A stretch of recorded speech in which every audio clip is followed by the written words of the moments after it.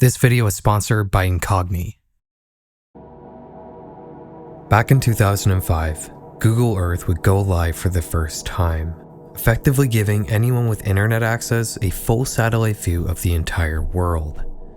I remember trying this out on a school computer for the first time and being shocked by the fact that I could see a pixelated blurry image of the roof of my house on the internet. Or my friend's house for that matter, or the White House. You could basically explore anywhere on Earth. But as neat as it was pretty hard to make out almost any detail when zooming in on individual buildings.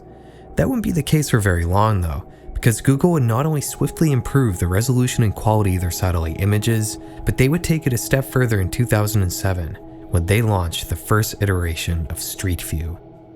Now you weren't limited to eagle-eye views from space. You could see what places looked like from the ground, just like you were there in person. I think nowadays we sometimes take for granted just how amazing Street View really is. It's like the ultimate antidote for a case of curiosity. Ever wondered what a tribal longhouse in Papua New Guinea looks like? Or how about a mountain road in Kyrgyzstan? Oh, the most isolated populated island in the world, it has every street mapped out in Street View. Even North Korea has many 3D photo orbs you can look at. I've spent so much time over the years just looking through Google Earth and Street View to see what other places in the world look like. Like, how about the Portuguese Azores Islands in the middle of the Atlantic Ocean? What do the cities and the nature look like there? Let's check it out. Wait, is that an orb in the middle of the ocean? Yeah, I don't think there's an island there. Wait, what? There are hundreds of orbs concentrated in this small section of the Atlantic Ocean. And what's more, they're not depicting scenes from the open sea. In fact, almost all of these orbs are showing empty interior spaces from different locations around the world. I think we might have a mystery on our hands. Before we figure out what's going on here, we need to go over a bit of history so we can understand what we're actually looking at. When Street View started out, it was all made up of 3D pictures taken by Google of, well, streets, hence the name. But in 2012, Google gave users the ability to upload their own 3D photo panoramas that could be attached to anywhere in the world. This not only filled in many blanks in areas that Google had never been to yet, like the aforementioned North Korea, but it also created a marketing opportunity for businesses. The 2010s would slowly bring about an entire industry of companies whose sole purpose it was to take 3D photos of interior spaces to put up on Google Maps. The source of businesses who get these photos done tend to be real estate firms showing off rental properties, museums, or maybe restaurants or cafes that want to show off their trendy interior design. These orbs off the coast of the Azores appear to be no exception. At first glance, nothing seems off about them, until you remember the fact that they're all in the middle of the ocean. My first thought as to what's happening here is that maybe someone who was uploading multiple orbs from one location may have made a typo when entering in their geodata, which led to these 3D views being placed in the middle of the sea. But these orbs are, for the most part, all uploaded by different people showing us different places. All of these 3D images are huddled around the same tiny stretch of the Atlantic Ocean, north of the Azores archipelago. And I really do mean tiny stretch. All of these orbs exist within 100 meters of each other. What's more is that the locations these orbs represent are seemingly completely random. There's a home in Maryland, a restaurant in Wisconsin, a hotel in Slovakia, and 2 different housing developments in Turkey. It's kind of strange clicking between these orbs and just sort of phasing in and out of different places. It reminds me of that part at the end of The Witcher 3 where you're going through the portals. Google Earth may have launched in 2005, but you know what else happened that year? My dad signed me up for a brand new email service called Gmail. That's right, I got one of the very first Gmail addresses, one that I still use almost 20 years later. There is a problem though. Over the past 19 years, my email address has been captured and recorded by data brokers more times than Shrek of snapshots or cringe compilations. This has led to an ever-increasing amount of spam and junk emails that has gotten so bad. A couple of years ago, I registered a different email address just to get away from it. I really had no idea what to do. That is, until I started using Incog. Incog will find out which brokers have your data, and then they'll reach out to them and get it removed. After signing up, the process starts right away. After only a few minutes, Incog had successfully completed 15 removal requests with 20 still in progress. It's not just a one-time thing either. Even after a broker removes your data, Incog will contact them again in a few months just in case they manage to get your info again.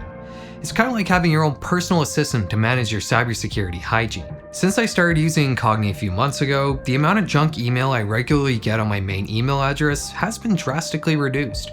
In fact, I can actually turn on notifications for this inbox on my phone now, which is something I haven't been able to do for years. If you want to take back your online privacy, use code FERAL at the link below, or scan the QR code on screen to get an exclusive 60% discount on an Incog membership. I highly recommend it. One thought I had is that maybe there's something special about this slice of the Atlantic Ocean in particular. Maybe it happens to exist along some sort of boundary, or maybe it has a zero somewhere in its coordinates. But that doesn't seem to be the case. The coordinates here are 40.6 and minus 29.5. Not exactly significant numbers. The only real info that can be gathered here is the fact that all of these orbs were uploaded either in 2016 or 2017.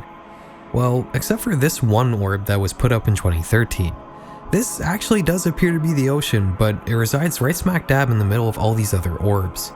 I'm not even actually sure if this orb is in the right place, even if it is showing us the sea.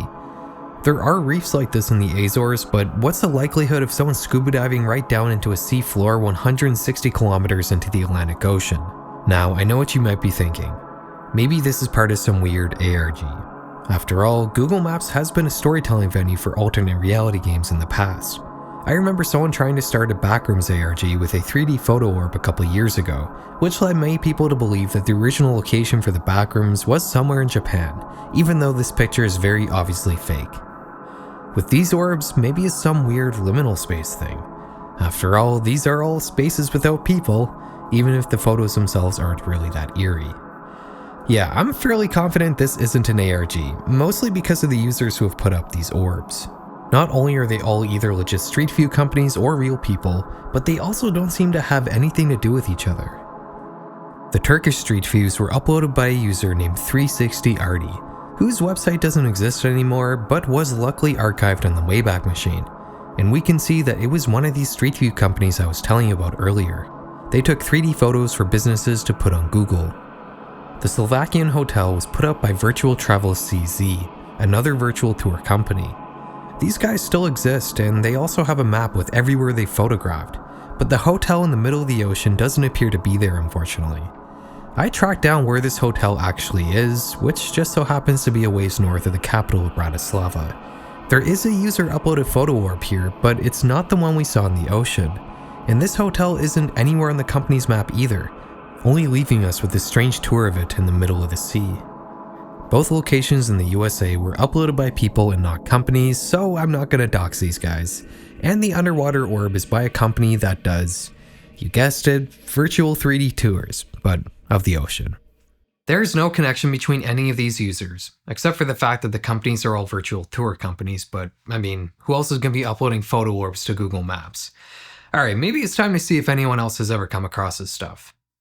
Doing a quick Google search reveals that, yeah, several people have indeed come across this. There's a few Reddit posts and even an entire article in PC Gamer about this phenomenon. But here's where things get weird. Everybody seems to be talking about different sets of orbs. It would appear that there are many more out there than just the one cluster we were talking about. I went around the different oceans myself on Google Earth, and sure enough, I found countless orbs in the middle of the seas. It seems like there's no consistency as to where you'll end up when clicking on these orbs, and the places never seem to have any relation to the countries they border. Off the coast of Liberia, you can find an orb that'll lead you to a glasses shop in India, and another one beside it leading to a chop shop in the UAE. North of Antarctica, you can find a barbecue store in Australia. On the other side of the southernmost continent, you can find a wine store in Portugal, and right beside that, you can find a paint store in the Czech Republic. Off the western coast of the US, you can find an orb that will lead you to a pretty strange looking hallway. I think this is the only really eerie orb I've looked at so far. The title for this one is Virtual Tech Design LLC, which appears to be a company that makes 3D tours of hospitals and nursing homes, but it doesn't narrow down where this weird looking hallway might be located. I also noticed that while the orbs we initially looked at were all taken either in 2016 or 2017, these other ones don't follow that rule at all. In the most popular thread on Reddit discussing this phenomenon, one user decided to plot out where these clusters of orbs are appearing on a map. And when zooming out to look at them all, they seem to form a grid. It's pretty hard to say what's going on here. In the article by PC Gamer, it was suggested that maybe this is some weird marketing tactic, but I don't think that really makes any sense. As far as I can tell, people haven't really noticed these orbs have even been there until just a couple years ago, despite some of them being on the site for more than a decade. Is this actually part of some weird ARG? Are users just messing up the coordinates when uploading stuff to Google Maps? Well, regardless of why this is happening, there's another question I have. Are these orbs only in the ocean, or do they exist on land as well? I began looking around the global far north. Places like Nunavut, Greenland, Siberia, areas without people and thus without street view, because I wanted to see if I could find any misplaced orbs here. It took me a while, but yeah, I did find a couple on land, which sort of leads me to what's going on here. I'm pretty certain that this is some sort of bug with Google Maps. It seems like in some cases, geodata from these user-uploaded Street View orbs gets corrupted and changed to appear in these weird clusters in different random places in the world, and possibly on a grid for whatever reason. We mostly see them in the ocean because A, the world is mostly made up of water, and B, because on land, these misplaced orbs usually get lost in a sea of legitimate Street View, whether it's uploaded by Google themselves or a user. Unfortunately, this is probably nothing more mysterious than a bug that's gone under the radar for more than 8 years. But one thing I can't figure out is why the users who've put up these orbs haven't gone back to correct them. Like that Czech company, for example. Someone probably paid them to do a virtual tour of that hotel. Why can we only see it in the middle of the ocean? It's been live like that for many years. I think it can be easy to forget the sheer amount of junk data that exists on Google Maps. After all, anyone can basically upload anything they want without much oversight from Google. Like when you're looking at pictures from a restaurant and a random picture of some dudes in India pops up alongside the pictures of food. In that spirit, there's another interesting Google Maps phenomenon I've noticed that I want to tell you about. Because when else am I ever going to talk about this? If you go down to Antarctica and hover around research stations, you'll sometimes see a user-reviewable place, like a store or restaurant. Some of these places are fake and some are real, but regardless, almost every review and photo you'll find here are shitposts. People just find these places and add random photos to them for some reason. I guess because Antarctica is so isolated and thus has such little things to look at, it's become the toilet of Google Maps.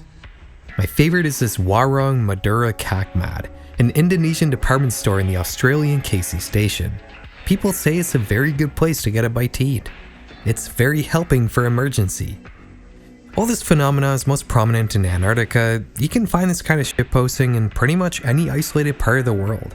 Like if we go up to the northern tip of Canada to the Alert military base, we'll find Terry's Teriyaki, which costs more than $100 per person, but has good ratings nonetheless. There's also SCP Foundation Alert, which has failed to contain Terry. There used to be way more of the shitposty stuff on Google Maps, but it seems like a lot of it was deleted in recent years. And I wouldn't be surprised if these ocean orbs don't get deleted as well, especially now that people are starting to discuss and write articles about them. Alright guys, thanks for watching. I'll see you next month with another installment of YouTube's Unwatched Horrors. But until then, take care.